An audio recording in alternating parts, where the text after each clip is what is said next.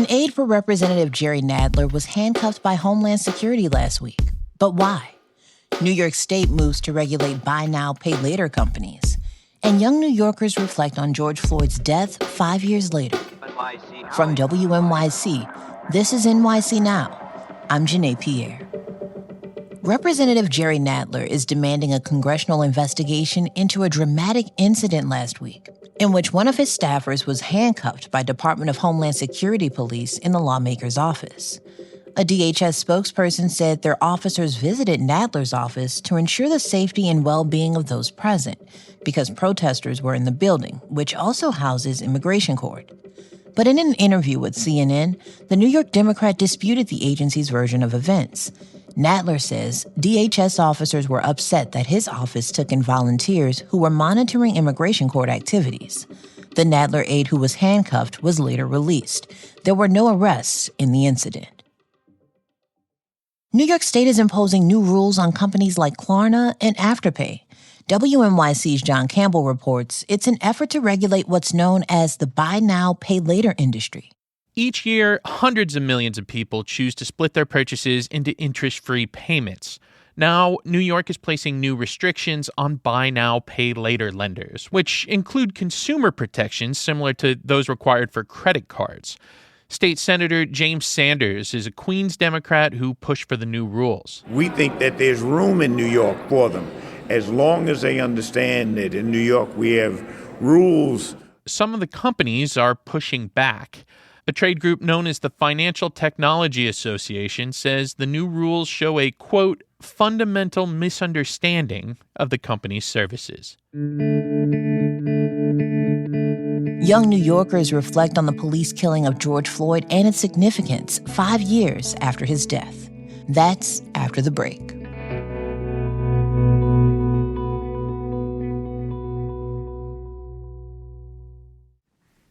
WNYC. 5 years ago, the streets of New York City that had been emptied in the early days of COVID were suddenly filled up again with nightly demonstrations, marches, and protests. Outrage over police in Minneapolis killing George Floyd brought many New Yorkers out into the streets, while others found ways to engage in activism from home. For many kids and teens, Floyd's death marked a turning point in their childhoods. WNYC's Samantha Max spoke with several young New Yorkers who were either kids or teens when George Floyd was murdered. The people I talked to grew up in different neighborhoods in New York City, from Jamaica to Bed-Stuy to East New York. They also all happened to be Black and felt personally affected by the Black Lives Matter movement. I spoke with Renair Harris. He was 16 at the time and is now embarking on his own career in journalism. And he says that decision was fueled in part by the coverage of the protests, which he felt focused too much on the destruction and not enough on the underlying causes of the demonstrations. I also talked to Mariah Morgan. She told me she's reflected back on the shortcomings of the 2020 protest movement as she's studied other political movements in the years since. Jason Bostic, another person I talked to, he grew up in public housing and had negative experiences with police when he was growing up. Now he is a student at Columbia and hoping to become a professor on topics like mass incarceration. And then I also spoke with Isabella Mason, who is a current high school student in Brooklyn. She was just 13 at the time. She remembers constantly scrolling on her phone for updates in 2020. And she said she barely left her bedroom while her school was shut down during COVID. Here's more from those young New Yorkers. My name is Mariah Morgan. I'm a sophomore from Brooklyn, New York. I'm studying at Princeton University. I'm 20. I'm Isabella. I'm a senior at Midwood High School. My name's Renair. I just graduated college, and I'm going to work as a journalist. My name is Jason Bostic. I'm currently an undergrad at Columbia University School of General Studies. I'm 23 years old. I remember the first time I was stopped by police when I was like 13, and I was coming from playing basketball. I was in a cab. They pulled the cab over, and they took me out the cab. And I remember being soaking wet from sweat. I remember shivering because I was so frightened. And they kept saying, like, why are you so wet? Why are you shivering? Why are you scared? And I'm like, because you pulling over a kid. For that to be my first instance of being stopped by a police officer. And the way that they approached the situation, me being a child, I was like, it made me look at them a certain way. I've already seen certain things like Trayvon, Eric Gardner, experience certain things in my own life.